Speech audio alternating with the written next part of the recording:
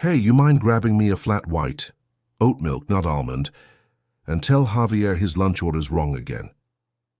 That was the first thing said to me on my first day. No hello, no welcome. Just a demand barked across the open-plan office by a man in khaki joggers and Yeezys who didn't even look up from his laptop. The receptionist had barely pointed toward the elevators before I was mistaken for someone on errands. I paused for half a second, long enough to let the silence say what I wouldn't. Then I gave a small nod, not to agree, but to mark the moment. "Of course," I said gently, adjusting the strap of my bag, "but I'll need to expense it to someone." He chuckled, finally looking up. "A little early for jokes, intern. You new to the rotation or back from break?" I didn't answer. He didn't wait. He had that flippant startup energy, the kind that lives on Red Bull, tech memes, and unchecked confidence. I'd seen it 1,000 times. In fact, I'd funded it more than once. I headed past the espresso bar they installed in the lobby, past the ping-pong table with the company logo burned into the net, and into the elevator marked Level 5, Executive Boardroom. That was the floor I asked the receptionist for. She blinked at first, like maybe I'd made a mistake. I hadn't.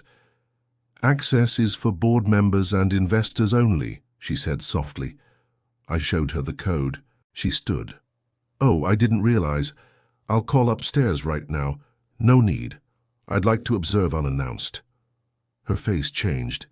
People always forget silence has weight when you're used to being talked over. I let that silence stretch all the way into the elevator. Upstairs, the real show was starting. Through the glass walls of the boardroom, I watched 3 men and 1 woman seated around a long matte black table, laughing about their next big pivot. A pivot that involved firing half the customer support team and replacing them with AI. Something they wouldn't dare pitch if they knew who I was. I stood still, watching. It was the woman who noticed me first. She opened the door partway. "Sorry," she said with tight corporate courtesy. "Board's in session. Interns should wait downstairs for assignments." Her tone wasn't mean, but it was dismissive, efficient, practiced. That's what made it worse. I smiled lightly. "Is Jordan here yet?" She blinked. "Jordan Mendez, the CTO. He's running late, I think." "Good," I said, stepping inside. "That gives me time to watch how you all operate when you think no one's watching." They stared. The man who barked at me about oat milk earlier, he was in the room now too, leaning back like he was born in that leather chair. His smirk wobbled. I didn't sit, I didn't have to. Because 2 weeks ago I wired the final tranche into the Series D funding round that gave me controlling interest in this whole venture. Silent partner, for now. Silent, but not invisible. The room went quiet in that way only money can make it go quiet. The woman at the door who'd politely blocked me a moment ago now glanced from my shoes to my face, recalculating everything. I didn't blame her. That's what this whole culture runs on. Assumptions spun from shoes, voice tone, and badge colors. And I wore no badge. The man with the oat milk order, later I'd learn his name was Shane, chuckled, awkward now. "So, what, you're like, with compliance or something?" "No," I said. "Worse." That got a few eyes narrowing. I walked around the edge of the table slowly, my heels soft against the polished concrete floor. They watched me like I might pull out a clipboard, or worse, a lawsuit. "You should sit," one of the execs offered, gesturing toward an empty chair like he was doing me a favor. I didn't. I kept walking, all the way to the whiteboard, where they'd left a half-erased sketch of some rollout plan. Layoffs by Q3, circled in red, underlined, twice. I tapped the board. "This idea?" I said. "This pivot?" 4 pairs of eyes darted toward each other, then to the door, then back to me. "Who exactly are you?" asked the woman now, less polite this time. Her voice had dropped that performative patience they use with customer service and assistance. She sounded nervous. "Good. I'm someone who's given this company more money than all of you combined," I replied quietly. "And I've stayed silent until now, to see what kind of culture I was really investing in." Shane scoffed. "I don't... Look, with all due respect, we've had investors visit before, but they don't just..." "Correct," I said, cutting him off with the same smile I gave him in the lobby. "They don't usually walk in. They send lawyers, auditors. But see, I like to see things up close." I leaned on the table gently, right by the untouched espresso shots they had waiting for Jordan. "Jordan," I said, "is the only one in this room who knew I was coming today. But he also knew I wanted honesty. So he said nothing." The woman, Ava, her name tag read, straightened. "This isn't really protocol. You can't just..." "I can," I said softly. "Check the cap table. Line 3, KL Rhodes Holdings. That's me." It landed like a dropped wine glass. Sharp, quiet, irrefutable.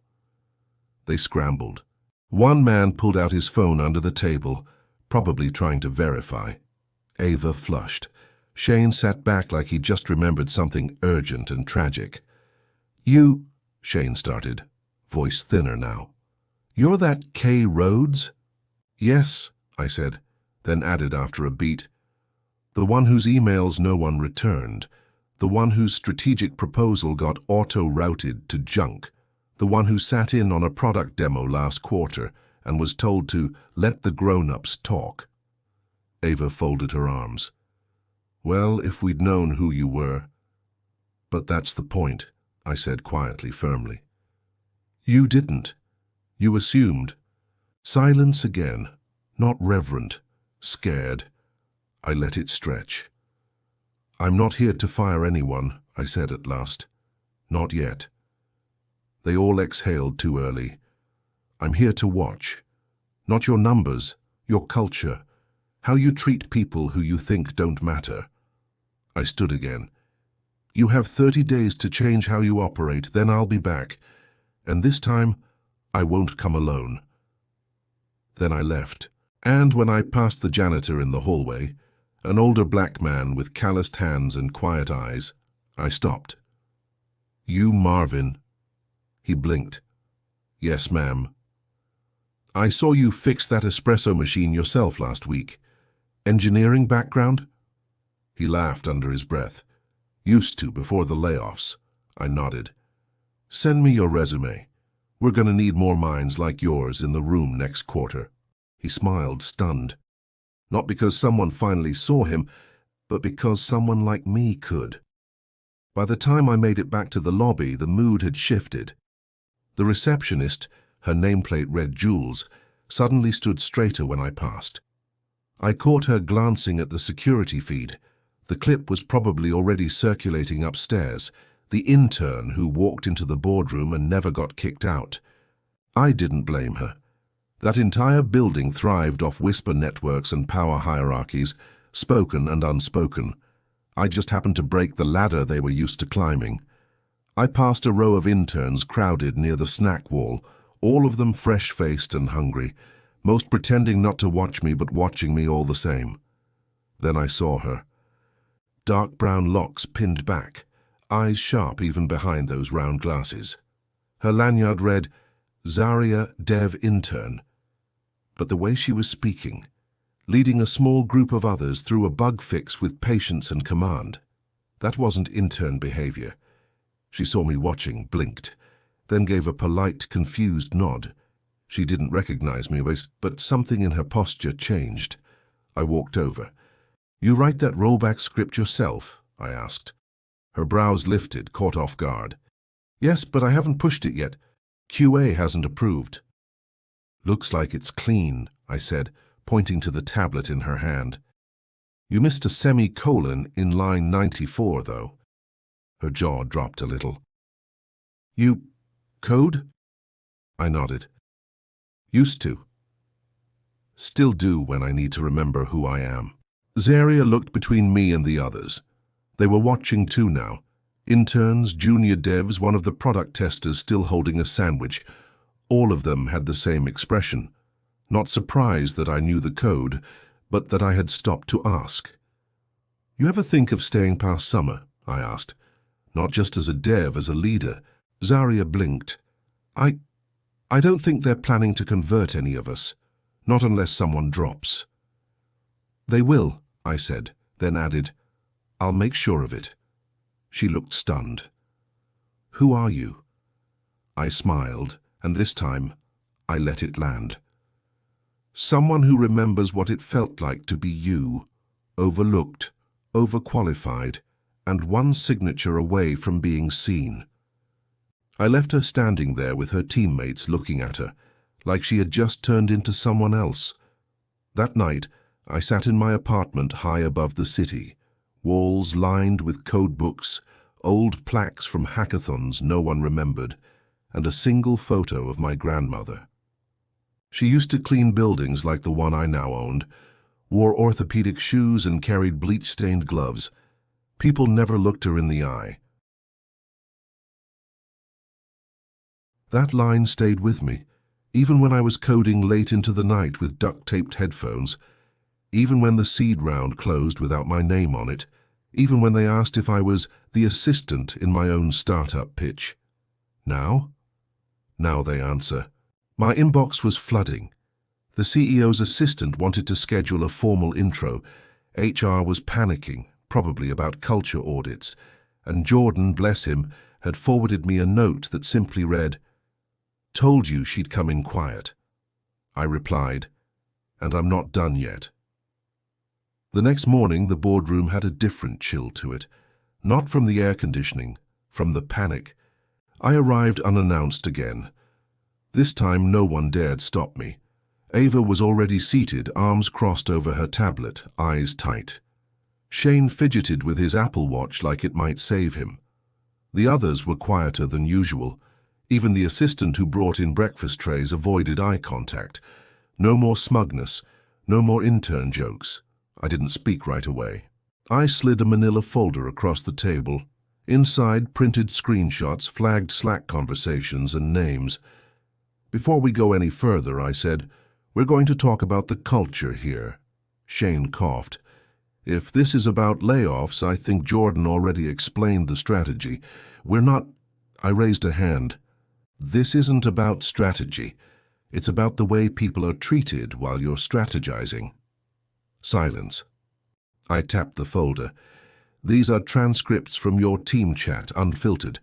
I asked ET to recover them after a few interns filed anonymous complaints." Ava leaned forward. "We don't allow that kind of language. You tolerated it," I said. "That's worse." Inside those printouts were lines like, "Let's not hire more DEI drama queens." She only got the job because of her name. Why do we even need all these pronouns in our code repo? The names beside those messages weren't all shocking, but one of them belonged to a senior manager Jordan had vouched for. That stung. Shane tried to deflect. "Tech culture is always a little raw." "No, Shane, that's not culture. That's entitlement dressed up as innovation." I pulled out a second folder, thinner, but more dangerous. "These," I said, "are resumes." They glanced at each other, confused. "Applicants you rejected without interview, names that don't fit the vibe, degrees dismissed. Women with senior-level credentials turned away because someone on your panel thought they wouldn't gel." Ava paled. "These people," I said, "applied here. They believed in your brand and your team decided they weren't worth a conversation." I leaned back. "I'll be launching an internal audit, effective immediately." "Of what?" Shane asked bitterly. "Everyone's Slack messages?" "Of everyone's behavior," I replied.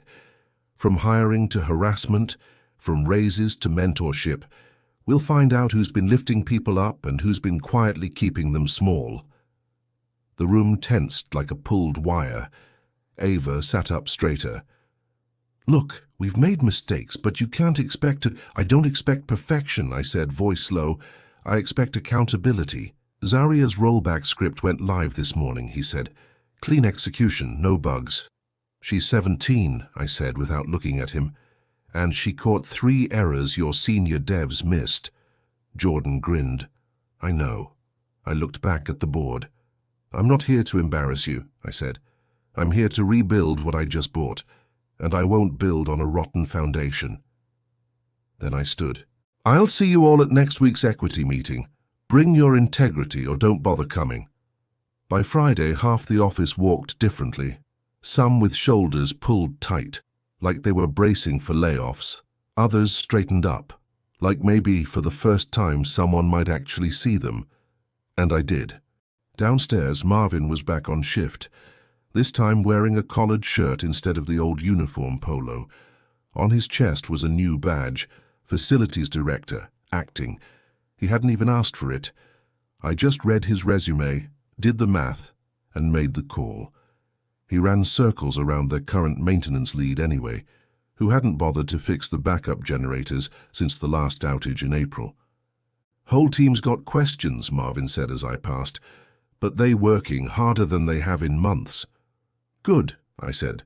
Let the questions sit. Answers are earned. By mid-afternoon, I met with HR in a small glass office that overlooked the developer wing. Tanya, the HR director, was already sweating before I even sat down. Let me guess, I said flatly. Justified by tenure or market rate? Tanya looked embarrassed. Exactly. I closed the notebook. Here's what's going to happen, Tanya. You're going to make sure those gaps are closed retroactively. Not with bonuses, with base salary corrections. Anyone who's been underpaid will get back pay, and you're going to do it quietly, without making them beg for it. I raised an eyebrow. Most would have left that for someone else. Zaria shrugged. I figure if it's in my way, it's probably in someone else's too. Might as well fix it while I'm here. I liked that answer. Come sit, I said, patting the table beside me. You know you're not just here to write code, right? She blinked. I'm not? You're here to lead, eventually. Zaria sat slowly. People don't usually say things like that to me. They don't say a lot of things they should, I replied. But they don't get to write your story. She looked down at her hands, then up at me. Is that what you're doing, writing yours? I smiled, eyes softening. No, I said. I already did that. I'm just making sure the next generation doesn't have to start from scratch. Monday came with a cold edge. Not the weather, the tension. Someone had leaked news of the upcoming audit to an industry blog. It made the rounds fast. Headlines blared, Anonymous investor shakes up culture at rising tech firm. Female executive takes quiet control, Mayan starts cleaning house. Who is KL Rhodes and why are founders nervous? The last one made me smirk. They weren't nervous because they didn't know who I was. They were nervous because now they did. I arrived early. The boardroom was already occupied. Shane and Ava pacing, whispering, trying to look calm. Jordan stood near the window with his arms crossed, watching the street below like it held answers. He nodded to me. You see the leak? He asked. Of course, I said. Let them talk. Shane turned to me, voice tight. This is out of hand. Morale's dropping, investors are calling. Good, I cut in. That means it's working. Ava's jaw clenched. You're burning down trust. No, I said, stepping closer. You built a house of mirrors and called it trust. I'm just wiping them clean. They fell silent. Then I dropped the envelope on the table, the same envelope I'd warned them about. 2 letters, one pink, one gold. I said I'd return with decisions, and I have. Ava reached for the envelope. Shane beat her to it. He opened the gold one first. His face dropped. It wasn't his. He opened the pink one. This time it was. You're firing me? He hissed, voice trembling with rage under forced professionalism. After everything I built here? You built a boys' club, I said, not a company. He lunged forward like he might argue, explain, backpedal into redemption. I didn't flinch. Security's already been notified, I added. You have 30 minutes to collect your things. Jordan moved toward the door and opened it before Shane even turned. I looked at Ava next. She was breathing shallow now. Not speaking. Just staring at the envelope still resting on the table. I haven't decided yet, I said. Your record is split, but I'll be watching closely. Ava gave a stiff nod.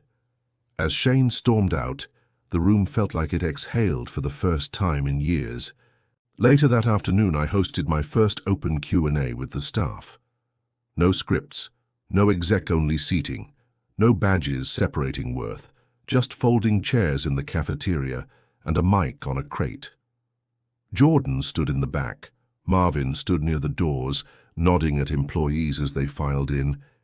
Even Zaria had a seat near the front, laptop still in her lap, typing between questions. A young black man raised his hand halfway through. "Is it true," he asked, "that you started out in code, like us?" I nodded. I didn't have much. No name to drop, no cousin at Stanford, just a Dell I bought second-hand and a Wi-Fi connection that barely worked. A few chuckles. He lowered his hand, eyes shining. Then why come back? Why not just sit back and profit? The room quieted. I took the mic off the crate, because I remember what it felt like to be ignored, passed over, told I needed more polish. I remember watching less qualified people get more opportunities. I remember being called aggressive when I had a thought, and passive when I didn't. I looked around. And I remember deciding one day I wasn't going to wait for a seat at their table. I was going to buy the building. They broke into applause, not performative, real. The kind that starts from the gut and rises slow, like rain becoming storm. And in the middle of it, Zaria stood up. "I have a question," she said loudly over the claps. I nodded. "Go ahead. What happens when we outgrow the table you've built?" I smiled. "Then I hand you the blueprints and you build the next one." By the end of the week, everything felt different. Not louder, not flashier, just clearer. The walls didn't echo with tension like before, not because the problems had disappeared, but because people finally believed they'd be seen when they spoke about them. The break rooms buzzed with real conversation, not just founder speak about grit and hustle, but actual curiosity. People asking each other where they were from, what languages they spoke, what they'd built before being told they didn't fit here. Even the way folks walked past Marvin had changed. They nodded now, asked questions, called him sir. That morning, I walked into the development wing where a new sign had been mounted beside the intern bullpen. Talent lives everywhere. Opportunity hasn't, until now. It wasn't mine. Zaria had designed it with one of the interns from HR. I didn't need credit. The message was the reward. Later, I sat in the micro-conference room across from Tanya again. She looked better this time. No sweat, just a calm stack of printed documents and a subtle smile. "The audit's 85% complete," she said. 4 raises already issued. 2 managers placed on probation, 1 quietly resigned. I nodded. "And the restructured onboarding?" "Goes live next week. Every hire now meets with a rotating panel, not just a team lead. Reduces bias and..." She flipped through her notes. "You'll be happy to know we added anonymous feedback lines for interns and part-timers. Marvin was the first to test it. He actually flagged a safety issue with one of the server rooms. Maintenance never knew about it before." "Good," I said, smiling. "That alone probably paid for itself." Tanya hesitated, then spoke again, quieter. "Can I ask you something?" "Of course." "Why here?" she asked. "Why this company? You could have bought into dozens, started your own. But you chose us, a place where no one even recognized you walking through the front door." I looked out the small window. People were walking by, heads held higher than they did 2 weeks ago. "Because this is what they call a promising company," I said. "But that promise? It's never been for people like me, or Marvin, or Zaria, and I wanted to see what would happen if we changed the shape of that promise, made it stretch. She was quiet, then nodded slowly. "It's working." "Not yet," I said, "but it's beginning." That evening, as I headed out, I caught Zaria waiting by the elevator, hoodie on, laptop still in hand. "You live here?" I asked, teasing. She grinned. "Almost. You finished that redesign you mentioned?" She nodded. "Yep, final version's in staging, but I wanted to talk to you about something else." I turned, listening. "I got an offer," she said, "from another firm, 6 figures, remote, with equity." I didn't flinch. "That's great. You should be proud." "I am," she said, "but—" I tilted my head. "But?" She sighed. "I don't just want to code. I want to build teams, culture, whole systems." "You want to lead," I said. She nodded. I reached into my bag, pulled out a sealed envelope. "This was going to be your end-of-term review," I said, "but you might as well open it now." Zaria opened it slowly, eyes scanning the header. Her hands started shaking. "Associate Director, Emerging Tech," she whispered. "Full-time. Starting salary above that other offer, equity included, leadership mentorship under Jordan, and full access to my calendar." Tears welled up, fast and hot. "Is this a favor?" she asked softly. I leaned in. "No, Zaria, this is a foundation. You're going to be someone's blueprint one day." 6 months later, the world still hadn't figured out exactly who I was, and I liked it that way. The blog posts had quieted, the headlines faded. The whispers at tech mixers went from "who let her in" to "wait, is that her?" They never said my full name out loud, not in rooms full of venture capital and designer hoodies, but I could feel it every time I walked in, the pause, the glance, the quick, polite silence. Let them wonder. Let them squirm. Let them guess who signs their checks. The company was no longer the same one I walked into months ago. The ping-pong tables were still there. So was the cold brew on tap and the kombucha no one drank. But something deeper had shifted. HR didn't operate like a vault anymore. It was a doorway. Interns weren't coffee runners. They were pipeline talent. Maintenance had a seat at budget meetings, and the pay gap, gone, buried, rewritten. Zaria had taken her new title and run with it. She wasn't just coding. She was leading full architecture stand-ups. Junior devs looked to her first now, even before Jordan. She'd earned that through quiet excellence, the kind that didn't beg, just built. One afternoon I caught her in a corner office coaching a nervous recruit through her first code review. Calm, patient, unflinching. I didn't interrupt, just stood outside the glass. She caught my eye for a second and gave a subtle nod, not of thanks, of arrival. On my final day in office before taking my sabbatical, something I'd earned and finally allowed myself, I walked past the front desk. Jules, the receptionist, stood to wave. "You heading out?" "Just for a while," I smiled. "Company doesn't need me to breathe down its neck anymore. That's the whole point." She laughed. "They'll miss you." "They should miss the change," I said. "Not me." Then I stopped at the new wall by the entrance. A massive digital frame displayed company stats. Not just profits and projects, but metrics that mattered. Retention rate of women of color. First-generation grads hired. Salaries closed across departments. And at the bottom in gold lettering, "Success isn't who they expect. It's who dares to stay when they aren't." K.L. Rhodes. I didn't ask them to put that quote there. Jordan did. He said it was the first thing he wrote down after our very first meeting, long before he told anyone who I really was. Outside, the air smelled of spring, new, quiet, unclaimed. I didn't need applause when I left.